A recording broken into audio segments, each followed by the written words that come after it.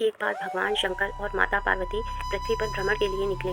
चलते चलते वे एक गांव में पहुंचे। वहां उन्होंने एक तालाब देखा जिसमें कई बच्चे हंसते खेलते और तैरते हुए आनंद ले रहे थे। लेकिन उन्हें बच्चों में एक बीच में बच्चा उदास मुद्रा में किनारे बैठा हुआ था। माता पार्वती जी का कोमल हृदय यह दृश्य देखकर द्रवित हो उठा। उन्होंने भगवान शंकर से पूछा, स्वामी, यह बच्चा इतना उदास क्यों है जबकि बाकी सब आनंद में तैर रहे हैं? शंकर भगवान ने मुस्कुराते हुए कहा, पार्वती, ध्यान से देखो, इसके दोनों हाथ नहीं हैं, इसलिए यह तैर नहीं पा रहा और दुखी है।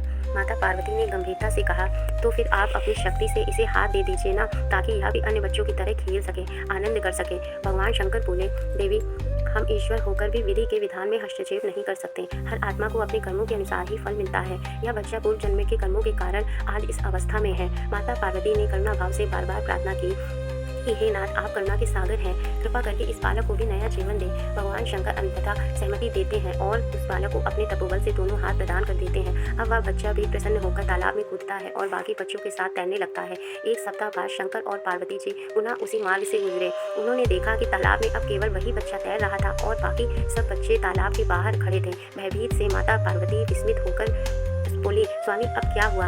बाकी बच्चे बाहर क्यों हैं? भगवान शंकर ने कहा, ध्यान से देखो, वही बच्चा पानी में बाकी बच्चों को जबरन डुबो रहा है, इसलिए सब बच्चे डरकर बाहर भाग गए हैं। पार्वती जी स्तंभ रह गई। भगवान शंकर ने गंभीर स्वर में कहा, देवी, यही कारण है कि मैं विधि के विधान में हस्तक्षेप नहीं करता।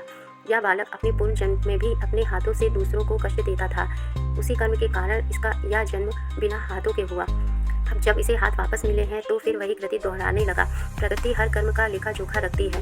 न्याय में कोई पक्षपात नहीं होता।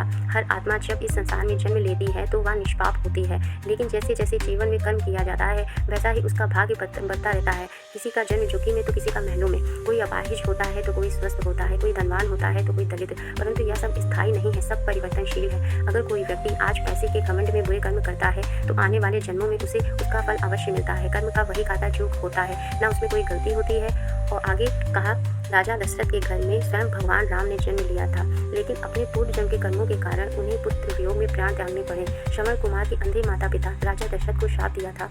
जिस प्रकार हम अपने पुत्र के वियोग में, श्रवण की मृत्यु में दुखी होकर अपने प्राण त्याग रहे हैं, इस प्रकार एक दिन तुम भी अपने पुत्रों के वियोग में तड़प कर प्राण त्यागोगे।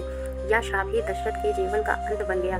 इससे यह सिद्ध होता है कि वह अच्छा हो या बुरा, उसका भुगतान अवश्य होता है, चाहे वह सामान्य मनुष्य हो या स्वयं ईश्वर। इसलिए हे मानव, इस दुर्लभ मनुष्य जीवन में सदैव सत्कर्म करो।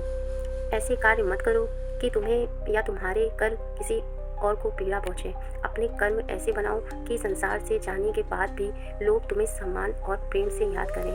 सिर्फ अमीर बनना ही उद्देश्य नहीं है, बल्कि चरित्रवान बनो और करुणावान बनो। इसी में अच्छा